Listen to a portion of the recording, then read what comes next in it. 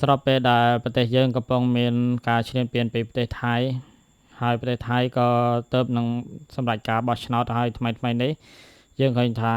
នាយកណ្ដាលអនុទិនបានជាប់ឆ្នោតជានាយករដ្ឋមន្ត្រីមតិមួយចំនួនលើកឡើងថា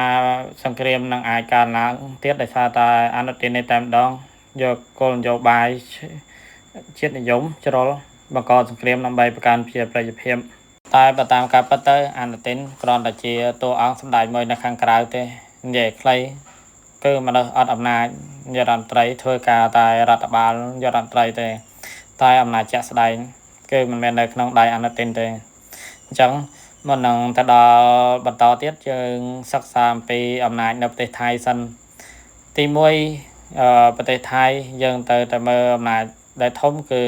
ស្ថាប័នព្រះមហាក្សត្រស្ថាប័នព្រះមហាក្សត្រហ្នឹងយើងមិនមែនសំដៅទៅលើព្រះមហាក្សត្រមួយអង្គទេគឺមានរាជវង្សានុវង្សហើយអ្វីដែលខ្លាំងចឹងគឺអាមាត្យគេហៅថាក្រុមប្រឹក្សារាជបល្ល័ង្កជាអ្នកជ្រោមជ្រែងស្ដេចថៃស្ដេចថៃហើយនឹងអាមាត្យគឺដូចជាផ្លែដាវហើយនឹងដងដាវចឹងបន្តមកទៀតគឺស្ថាប័នយោធាស្ថាប័នយោធាថៃគឺជាស្ថាប័នមួយរឹងមាំមានរចនាសម្ព័ន្ធមួយត្រឹមត្រូវរឹងមាំហើយស្ថាប័ននេះមានអំណាចខ្លាំងចំពោះស្ថាប័នកងទ័ពនេះគឺមានអំណាចបែបស្ថាប័នមិនមែនមនុស្សម្នាក់ឯងអញ្ចឹងមនុស្សមេតបគេហ្នឹងគេផ្លាស់ប្ដូរគ្នាប៉ុន្តែជាស្ថាប័នមានអំណាចនៅក្នុងប្រទេសថៃបន្តមកទៀតគឺពួកអ្នកមន្ត្រីក្រាស់ក្រាក់ហើយនិងអ្នកចំនួនធំដែលជាប់ពាក់ព័ន្ធគ្នាហ្នឹងជារ៉ូស៊ីរ៉ុយជាមួយគ្នាហើយខ្ញុំសូមបញ្ជាក់តិចស្ថាប័នព្រះមហាក្សត្រអាមាត្យពិសេសកងទ័ពហ្នឹងតែម្ដងហើយនិងអ្នកមន្ត្រីក្រាក់អ្នកមានអំណាចដាក់ឈ្មោះមួយចំនួនដែលបាក់ពួកគេហ្នឹងអ្នកមានអំណាចរឹងមាំនៅខាងក្រោយហ្នឹងមានជាប់ពាក់ព័ន្ធគ្នាទៅនឹងចំនួនសខ្មៅប្រផេះជាច្រើន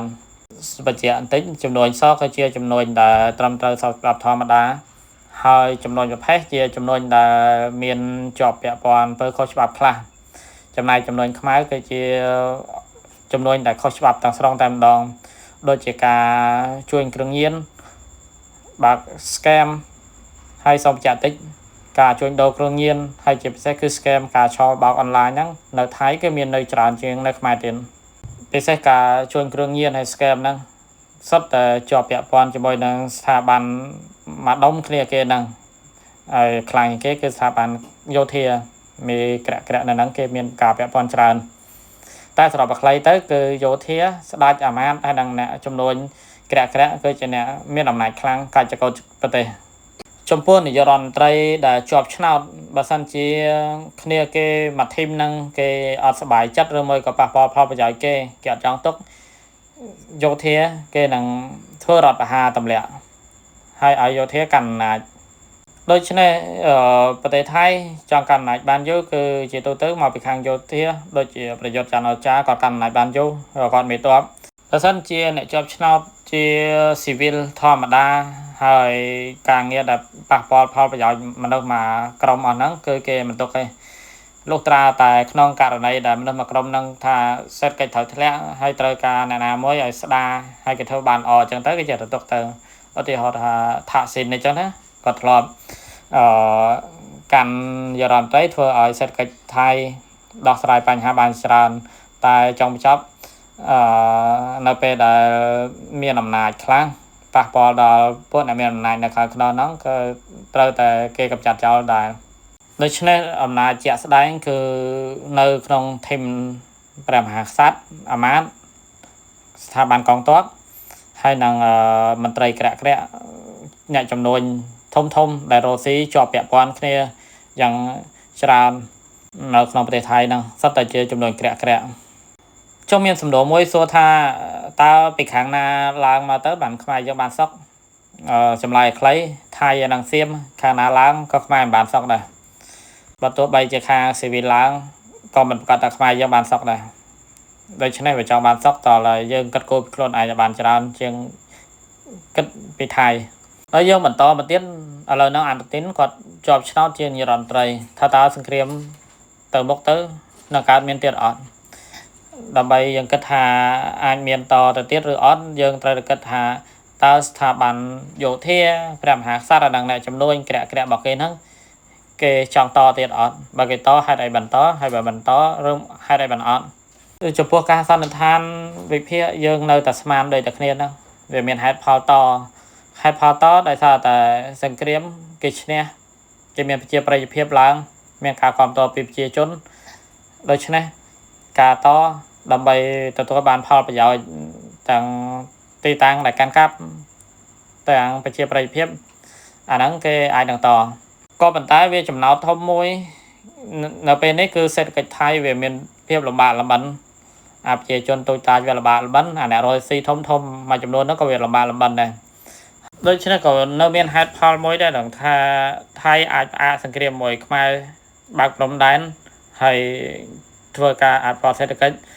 ព្រោះឥឡូវហ្នឹងសេដ្ឋកិច្ចវាពិបាកជាពិសេសដៃគូប្រជែងធំនៅក្នុងតំបន់វៀតណាមគឺបានដាច់ថៃបើសិនជាថៃនៅតែបន្តសង្គ្រាមមួយខ្មែរទៀតគេនៅរស់ស៊ីបានណាគេនៅតែគ្រាន់បើជាងយើងគ្រាន់បើជាខ្មែរណាគ្រាន់តែវាពិបាកជាងបើសិនជាវាប្រឈប់សង្គ្រាមទៅវាល្អជាងវាមិនប្រឈប់សង្គ្រាមនេះគឺចំពោះសេដ្ឋកិច្ចដូច្នេះត្រង់វាយតមិនវាយតគឺមនុស្សមួយធីមនៅខាងក្រោយហ្នឹងតើវាគិតថាវាចង់វាយតទៀតអត់វាវាយទៅវាចំណេញជាងឬមួយក៏វាមិនឈប់វាយវាចំណេញជាងតែយើងអាចស្មានបានឥឡូវហ្នឹងវាកំពុងជួបការលំបាកដែរការវាយតទៀតប្រហែលជាអត់វាយទេហើយក្នុងករណីវាយក៏ប្រហែលជាបន្តិចបន្តួចទៀតដែរមកប្រាវទៀតអីចឹងទៅវាមិនដឹងប៉ុន្មានតែបើថាតាមភាគរយខ្ពស់គឺប្រហែលជានឹងមិនវាយតអាចដោះស្រាយពីហ្នឹងទៅគ្រាន់តែតំបន់ដែលគេកាន់កាប់ហ្នឹងគឺពិបាកដោះស្រាយមែនទែនព្រោះពួកហ្នឹងមិនមែនជាពួកយោធាផ្ដាច់ការនិយមអីទេវាយោធាមានប៉ុន្តែវារលុយចាយបើសិនជាចំនួនវាប៉ះពាល់វាគិតដែរថៃវាដូចជាក្រុងរាពណ៍ក្បាល10ចឹងក្បាលកាយសាហាវខោខើល្បិចកលមិនក៏មានក្បាលធ្វើទឹកមុខល្អមិនក៏មានដែរវាខំយើងអស់ចិត្តហើយស្រាប់តែវាគិតថា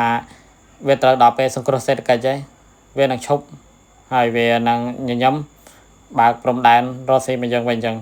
ដើម្បីស្ដារសេដ្ឋកិច្ចវាតែបើថាថៃនឹងជានីសុកសានជាមួយយើងគឺអត់ទេថ្ងៃក្រោយនឹងមានសង្គ្រាមផ្ទុះជាមួយគ្នាទៀតដូច្នេះយើងនៅមួយថៃយើងត្រូវតែដឹងថា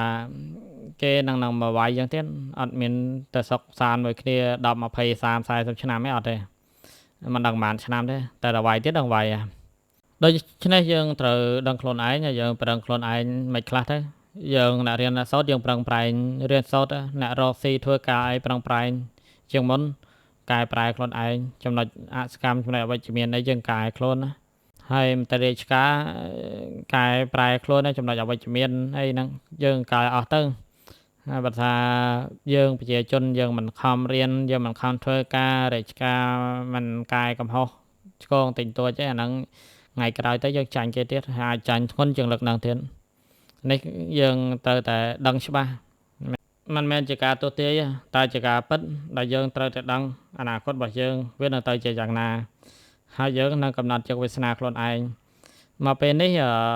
យើងអត់អាចបន្ទោសថៃតទៀតទេព្រោះបេសកកម្មគេនឹងវាយយើងតទៀតតែបើមិនថាយើងអត់កែប្រែខ្លួនឯងអាហ្នឹងយើងត្រូវតែបន្ទោសខ្លួនឯងណា